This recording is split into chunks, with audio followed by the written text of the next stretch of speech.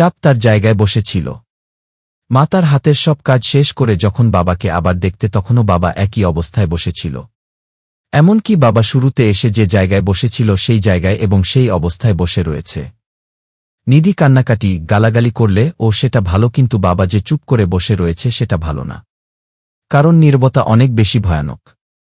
একটা মানুষের রাগের থেকে নীরবতা বেশি ভয়ানক।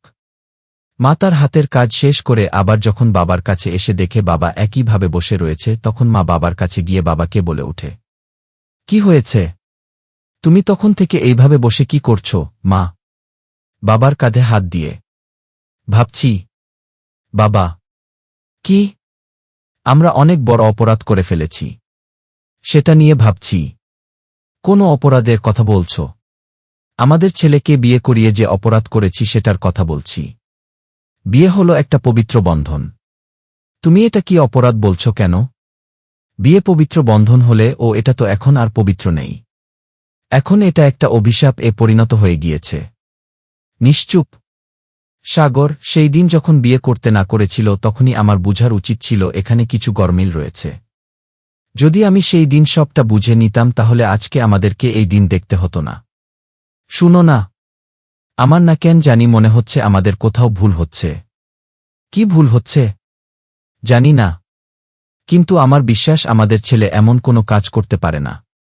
এতদিন আমার ও এই কথা মনে হতো, কিন্তু এক রাতের ব্যবধান এ আমার সব ভুল ভেঙে গিয়েছে। আমি আবার বলছি আমাদের ছেলে এমন করতে পারে না। তাহলে কালকে রাতে কাউকে কিছু না বলে কোথায় চলে গেল? এখন আবার বলো না কালকে রাতে যা হয়েছে সব আমাদের কল্পনা ছিল। হয়তো কোনো গুরুত্বপূর্ণ কাজ ছিল তাই গিয়েছে। ওর বস ওই বাড়িতে ছিল, বস এর মেয়ে যার অধীন ও কাজ করে সে ঘরে ছিল, ওর সব বন্ধুবান্ধবীরা ওই বাড়িতে ছিল, তবুও ওর কি এমন কাজ থাকতে পারে যার জন্য ও কাউকে কিছু না বলে বাসর ঘর থেকে বের হয়ে গেল? মানুষের কত কাজ থাকে না, হয়তো তেমনি কোনো কাজ ওর ছিল। আমি জানি তুমি তোমার ছেলেকে অনেক বেশি ভালোবাসো আর ওকে সব ধরনের অপরাধ, অন্যায় থেকে দূরে রাখার চেষ্টা করো ও বাঁচিয়ে রাখো। তাই বলে এইবার ওকে বাঁচাতে এসো না। কারণ ও এইবার সাধারণ কোনো অপরাধ করেনি, অনেক বড় অপরাধ করেছে। আমি তোমার বিষয়টা বুঝেছি। তুমি ও একটু পর বিষয়টা বুঝার চেষ্টা করো।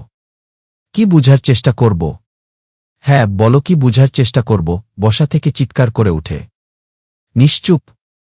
বাবাকে এইভাবে হঠাৎ করে বসা থেকে চিৎকার করে উঠতে দেখে মা ভয়ে একা দুই পা পিছিয়ে চলে গেল। কি হলো বলছো না কেন?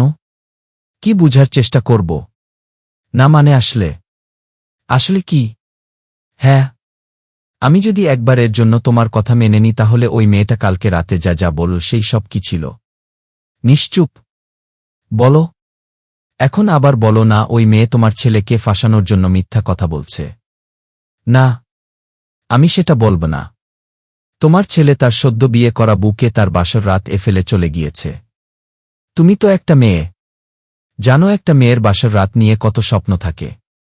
তোমার সেই গুন্ধর ছেলে সেই মেয়েটার সব স্বপ্ন এক মুহূর্ত নষ্ট করে দিয়েছে।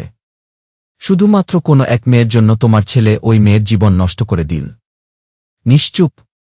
ওর মনে যদি অন্য কোনো মেয়ে থাকত তাহলে ও বিয়ের আগে আমাকে বলে দিতে পারত। আমি শুধু শুধু ওই মেয়ের জীবন নষ্ট হতে দিতাম না। এখন তো ওই মেয়েটার জীবন নষ্ট হয়ে গেল আর আমার এতদিনের মানসম্মান মর্যাদা সেই সব কথা বাদ দিলাম।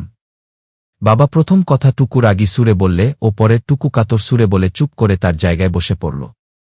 বাবার মুখে এমন কথা শুনে মায়ের মন কেঁদে উঠল আর সে কথা এগিয়ে না নিয়ে চুপ করে গেল। অন্যদিকে বাবা যখন মায়ের উপরে চিৎকার উঠল তখন নিধি তার ঘর থেকে সবটা শুনতে পায় আর ভয়ে কেঁপে উঠে। সেই সাথে বাবার চিৎকারের কারণ জানতে তার ঘর থেকে বাবার রুমের সামনে ছুটে আসে আর দরজার কাছে দাঁড়িয়ে মা বাবার কথা শুনতে থাকে। বাবা যখন শেষ কথাটা কাতর সুরে বলে বসে পড়ে তখন নিধি আর দাঁড়িয়ে থাকতে পারে না। ও আবার চোখের জল ফেলতে ফেলতে নিজের ঘরে চলে যায়। তারপর বিছানার উপরে শুয়ে বালিশ ধরে কান্না করতে করতে বলে উঠে, ভাইয়া তুই অনেক খারাপ, অনেক অনেক খারাপ তুই। আমি আমার বাবাকে জীবনে এত অসহায় দেখিনি। তোর জন্য আমার বাবা এত অসহায় হয়ে পড়েছে, শুধুমাত্র তোর জন্য। এইভাবে কান্না করতে করতে নিধি আবার বালিশ ভিজিয়ে ফেলে।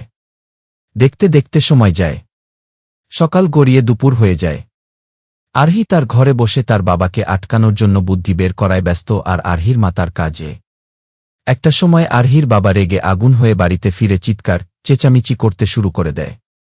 আরহি ও তার মা হঠাৎ করে উনাকে চিৎকার করতে শুনে ভয় পেয়ে যায় আর দ্রুত তার সামনে আসতে থাকে। আরহির বাবাকে চিৎকার করতে দেখে আরহির মায়ের তুলনায় আরহি বেশি ভয় পায়, যার কারণে আরহি তার বাবার চিৎকার প্রথমবার শুনে বিড়বিড় করে বলে ওঠে, কি ব্যাপার বাবা, এভাবে চিৎকার করছে কেন? আমি যে ওর সাথে এইসব করেছি সব জেনে যায়নি তো? আরহি এইসব ভাবতে তার গলা শুকিয়ে আসে। তাই আর এক মুহূর্ত দেরি না করে কি হয়েছে জানতে তার বাবার কাছে যেতে থাকে।